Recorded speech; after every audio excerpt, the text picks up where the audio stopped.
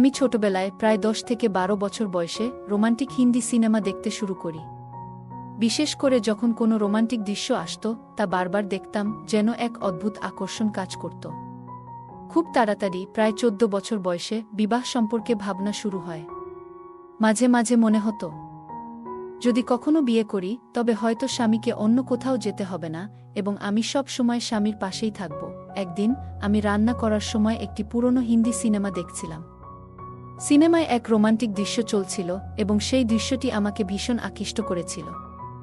আমি বারবার তা দেখছিলাম। ঠিক তখনই অনুভব করলাম, কেউ আমার পিছনে দাঁড়িয়ে আছে। পিছন ফিরে দেখি, আমার ভাগ্নে এসেছে। সে মজা করে বলল, মামি, তুমি খুবই আবেগপ্রবণ হয়ে পড়েছ সিনেমাটি দেখে, তাই না? সে আমার হাত ধরে আমাকে বাইরের একটি ঘরে নিয়ে গেল আর আমরা একসাথে অনেক গল্প করলাম। বন্ধুরা, রেডি থাকো, গল্পটা তোমাদের ভালো লাগবে। কিছুদিন পর আমার স্বামী বিদেশ যাওয়ার প্রস্তুতি নিতে শুরু করলেন। যতই চেষ্টা করেছি, আমি আমার স্বামীর সাথে মন খুলে কথা বলতে পারিনি। 25 বছর বয়সে বিয়ে করার ইচ্ছা ছিল, কিন্তু 14 বছর বয়স থেকেই মনে হচ্ছিল কোনো সম্পর্কই যেন টিকে থাকে না। আমার জন্য অনেক প্রস্তাব এসেছিল, কিন্তু কোনোটাই স্থায়ী হয়নি। প্রতিবার যখন কিছু শুরু হতো, তা আবার হঠাৎ করেই শেষ হয়ে যেত। আমি ঘন্টার পর ঘন্টা আমার রুমে বসে থাকতাম, মন ভার হয়ে থাকত। সান্ত্বনার জন্য মোবাইল তুলে রোমান্টিক হিন্দি সিনেমা দেখতে শুরু করতাম। সেই মুভিগুলোতে কেউ যখন ভালোবাসা প্রকাশ করত বা প্রেমের কথা সবার সামনে ঘোষণা করত, তা দেখে মনে হতো আমিও এমন কিছু চাই। মাঝে মাঝে ভাবতাম, আমার বিয়েতে আমি আমার স্বামীর সাথে মেহেন্দি অনুষ্ঠানে নাচব, যেমন এখনকার মেয়েরা করে। আমি প্রায়ই এসব ভালো মুভি দেখতাম, যেখানে জীবনের প্রতিটি মুহূর্ত শেয়ার করা হয়। রোমান্টিক দৃশ্যগুলো আমার সবসময় খুব প্রিয় ছিল। বারবার সেগুলো দেখে আমি স্বপ্নে মগ্ন হয়ে যেতাম। তখন আমার ভেতরে একটা তীব্র ইচ্ছা তৈরি হয়েছিল, যাই হোক, আমি বিয়ে করতে চাই। কিন্তু সমস্যাটা ছিল, কেউ আমাকে পছন্দ করত না। যত বড় হতে লাগলাম, ততই অনুভব করতাম আমার ছোট কোনো বন্ধুর বিয়ে হয়ে যাবে আর আমি দূর থেকে দেখব। যখনই এমন কোনো দৃশ্য সামনে আসত, মনে হতো আমারও এমন কিছু হওয়া উচিত ছিল, কিন্তু তা কখনো ঘটত না। মাঝে মাঝে কেউ ঠাট্টা করত, এখনো বিয়ে হয়নি কেন? বাড়িতে বসে শুনতে হতো নানা কথা, যেমন এ কাজটা করো, ওটা করো। সবাই তাদের নিজেদের জীবন নিয়ে ব্যস্ত ছিল। কেউই আমার অনুভূতির দিকে তাকাত না, যেন আমি অদৃশ্য হয়ে যাচ্ছিলাম ধীরে ধীরে। এভাবে আমার মন ভারাক্রান্ত হয়ে পড়ত, আর আমি মাকে বলতাম, যে সম্পর্কই হোক, কোনোভাবে আমাকে মেনে নিন। এমনকি যদি কেউ আমার চেয়ে অনেক বয়স্ক হয়, তবুও আমি কোনো দাবি করব না। আমি ভেবেছিলাম, যদি দরকার হয়, শুধু শুকনো রুটি খেয়েই বাঁচব। তারপরেও আমাকে বিয়ে দিন, আমি আর বাবার বাড়িতে থাকতে চাই না তোমাদের বোঝা হয়ে। মাঝে মাঝে মনে হতো, আমার ভবিষ্যৎ কেমন হবে আর সেই সময়টা কখন আসবে।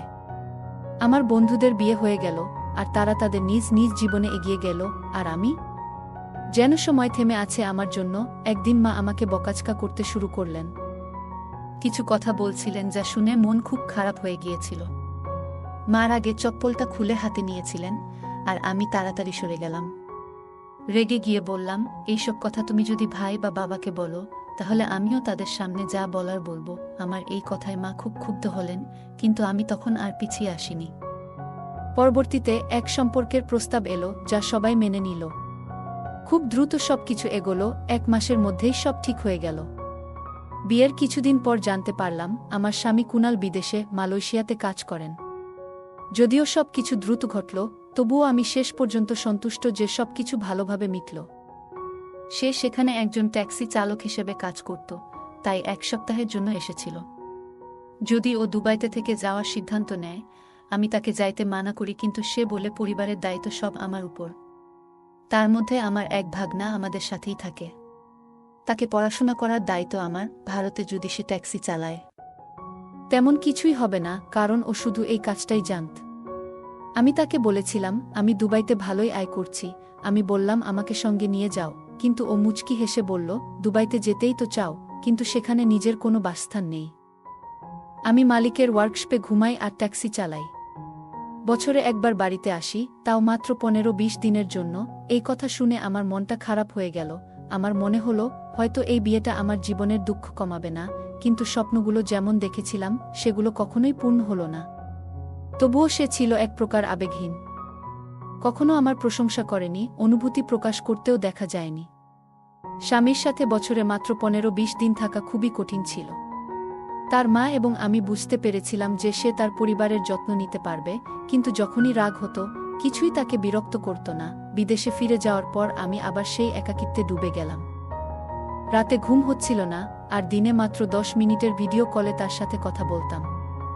বোন আর ভাইয়ের মাঝে মাঝে কথা শুনতে পেলে মনটা হালকা হতো। শাশুড়ি আর শ্বশুরবাড়ির অন্যান্য মানুষজন রান্নাঘরের কাজগুলোতে আমাকে সাহায্য করতেন না। একসময় ঘুমের বড়ি খেয়ে তাড়াতাড়ি ঘুমাতে যেতাম। যেন একাকিত্ব কিছুটা কমানো যায়, আমি নিজের সঙ্গেই লড়াই করছিলাম। ছোট ভাই নাহিদের সাথে একা একা সময় কাটতাম। আমি তার মামি হই। সে এখানে থেকে পড়াশোনা করে। নাহিদ বেশ কথা বলতে ভালোবাসত এবং প্রায়ই তার বিশ্ববিদ্যালয়ের মজার গল্প শোনাত, কিন্তু আমি সেসব গল্পে তেমন আগ্রহী ছিলাম না।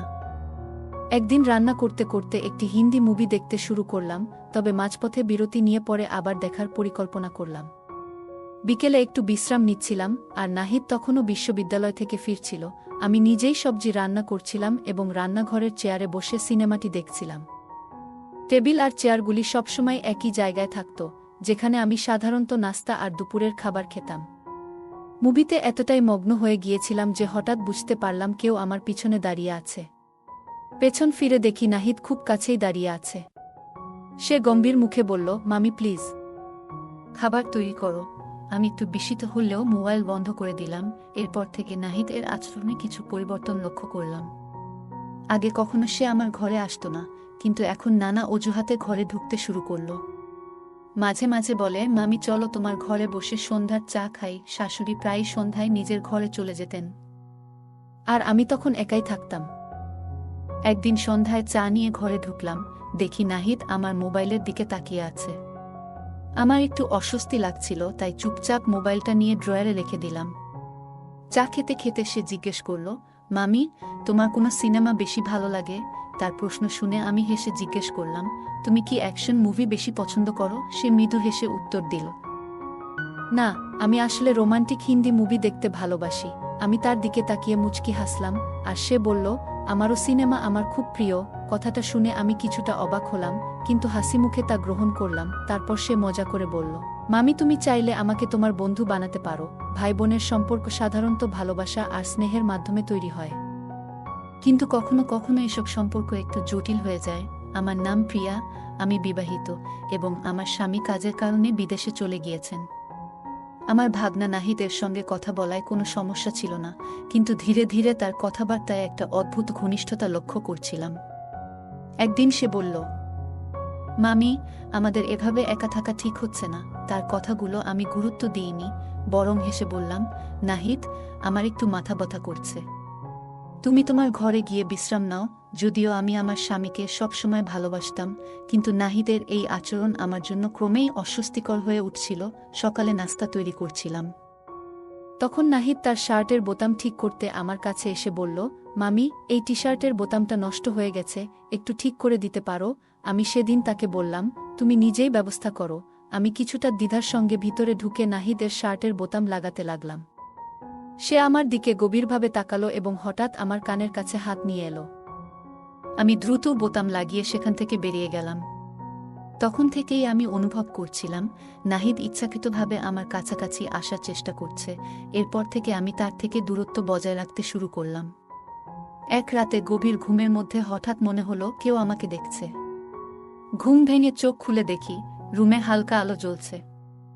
নজর গেল বারান্দার দিকে খোলা জানালায়, যা সাধারণত বন্ধ থাকে। অবাক হয়ে বুঝতে পারছিলাম না, কিন্তু দেখলাম যেন একটা ছায়া দ্রুত সরে গেল। ভয়ে আমি কাঁপতে লাগলাম। দ্রুত জানালাটা বন্ধ করে ঘর থেকে বেরিয়ে এলাম এবং ধীরে ধীরে শ্বাস নিয়ন্ত্রণে আনলাম। পরে ঘরে ফিরে এসে আবারও ঘুমানোর চেষ্টা করলাম, কিন্তু মন শান্ত হচ্ছিল না। সকালে নাস্তার সময় নাহিদকে দেখলাম। সে হাসি মুখে বলল, তুমি কি মামাকে খুব মিস করছো? আমি কিছু বলার আগেই সে আবার মজা করে বলল, তাহলে মামা কথা ভেবে সারারাত জেগেই কাটাবে নাকি? তার আচরণে আমি বিরক্ত হয়ে বললাম, এভাবে যদি আর কখনো কিছু করো তাহলে আর সহ্য করব না। নাহিদ আমার কথা শুনে সেখান থেকে চলে গেল। তবে পরের রাতেও জানালায় সেই ছায়া দেখতে পেলাম, যা আমাকে আরেকবার ভাবিয়ে তুলল। পরের দিন নাহিদকে সরাসরি জিজ্ঞেস করলাম, তুমি কি আমার রুমের জানালায় কিছু দেখতে চাইছিলে? আমি হাসি মুখে বললাম, তুমি যদি এমন আচরণ করো তবে আমি তোমার মামা কাছে গিয়ে সব বলবো। নাহিদ রেগে সেখান থেকে চলে গেল। সেই রাতে আমি অনুভব করলাম কেউ যেন আমার খুব কাছাকাছি দাঁড়িয়ে আছে। আতঙ্কিত হয়ে তাকিয়ে দেখি আমার ভাগ্নে নাহিদ আমার পাশেই দাঁড়িয়ে। ভয় আর বিস্ময়ে আমি বললাম, তুমি এখানে কি করছো? তার আচরণে আমি বেশ বিরক্ত হলাম আর রেগে গিয়ে বললাম, তুমি এভাবে আমার রুমে কেন আসছো? নাহিদ হঠাৎ আমার হাত ধরে বলল যে কেউ দরজা দিয়ে আসতে পারে। নাহিদ আমাকে বলল, তুমি কি দরজাটা আমার জন্যই খোলা রেখেছ? এরকম ঘটনা আগে কখনো ঘটেনি। আর এই পরিস্থিতিতে নিজেকে অসহায় বোধ করছিলাম। আমি দরজা লক করিনি, কারণ মনে করতাম এসবের প্রয়োজন নেই, কিন্তু তার আচরণ সবকিছুই বদলে দিল। নাহিদ তখন আমাকে বলল, তুমি আমার সাথে অন্যায় করছো, আমি তোমাকে পছন্দ করি। তুমি জানো সব, তারপরেও কেন আমাকে তোমার কাছে আসতে দিচ্ছি না? এসব বলে সে চলে গেল। তখন আমি তাকে কি বলবো ভাবতে পারছিলাম না। পরদিন আমি ভেবেছিলাম স্বামীকে সব জানাবো, কিন্তু সাহস পেলাম না। পরে আমার এক ঘনিষ্ঠ বান্ধবী আমাকে দেখতে এলো। আমি তাকে পুরো ঘটনা খুলে বললাম। সে বলল, তোমার ভাগ্নে শুরু থেকেই দূরে রাখার চেষ্টা করা উচিত ছিল। এমন না করলে সমস্যা বাড়বে। তোমার স্বামী আর শাশুড়ি হয়তো বিশ্বাসই করবে না এসব কথা। তার কথা শুনে আমি কেঁদে ফেললাম। ভেতরের দুঃখ আর চাপগুলো আর সামলাতে পারছিলাম না। সে আমাকে বলল, তুমি তো শিক্ষিত, তোমার স্বামীকে বলো যাতে তোমাকে তার সাথে বিদেশ নিয়ে যায়। সেখানে একটা চাকরি করলে তুমি নিজের খরচ নিজেই চালাতে পারবে। তার পরামর্শ শুনে আমি আমার স্বামীকে বললাম, তোমাকে ছাড়া এখানে থাকাটা খুব কঠিন।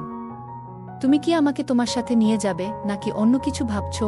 আমি তখন ঠিক করে নিয়েছিলাম, যদি সে আমাকে দুবাইতে নিয়ে না যায় তবে আমি শ্বশুরবাড়িতে আর ফিরব না, অন্য কোথায় থাকব। এর কিছুদিন পরে শহরের একটি ভাড়া বাসায় থাকতে শুরু করলাম। এখানে থেকে আমি একটি স্কুলে শিক্ষকতার কাজ করছিলাম এবং একটি ছোট ফ্ল্যাট ভাড়া নিয়েছিলাম। ফিরে যাওয়ার কথা আর মাথায় আনিনি। ধীরে ধীরে আমার জীবন পরিবর্তিত হতে লাগল, যদিও আমার ভেতরে একটা অস্বস্তি রয়ে গেল। আমি বুঝতে পারছিলাম যে নিজের ভুলের জন্য নিজেকে দায়ী করছি। আমার মনের অশান্তি আর অপরাধবোধ আমাকে গ্রাস করছিল। বারবার গোসল করেও মনে হচ্ছিল আমার শরীর থেকে সেই ময়লাটা মুছে ফেলতে পারছি না। আমি বুঝতে পারলাম একটি ছেলের সন্তান জন্ম দিয়ে 8 বছর ধীরে ধীরে পেরিয়ে গেল। একদিন আমার স্বামী বাড়ি ফিরে খুবই বিরক্ত ছিল। আমি কারণ জিজ্ঞেস করলে তিনি জানালেন যে নাহিদ একটি মেয়েকে পালিয়ে বিয়ে করেছে। পরিস্থিতি নিয়ে কেউ সেভাবে কথা বলছিল না এবং বিষয়টি সম্মানের প্রশ্নে এসে দাঁড়িয়েছিল। আমি এ নিয়ে সিদ্ধান্ত নিতে দ্বিধাগ্রস্ত ছিলাম, কারণ যিনি একসময় আমাকে সাহায্য করার নামে অপমান করেছিলেন তার বিষয়টি ভুলে যাওয়া আমার পক্ষে সহজ ছিল না। সে আমার আত্মসম্মান নষ্ট করতে চেয়েছিল। আজ তারই আত্মসম্মান নষ্টের পথে। উপর আল্লাহ চাইলে সব করতে পারেন। গল্পটা কেমন লাগলো জানাতে ভুলবে না। আরও মজার মজার রোমান্টিক গল্প শুনতে চাইলে ভিডিওটি লাইক, শেয়ার এবং চ্যানেলটি সাবস্ক্রাইব করতে এবং বেল আইকনটি ক্লিক করতে ভুলবে না। ধন্যবাদ।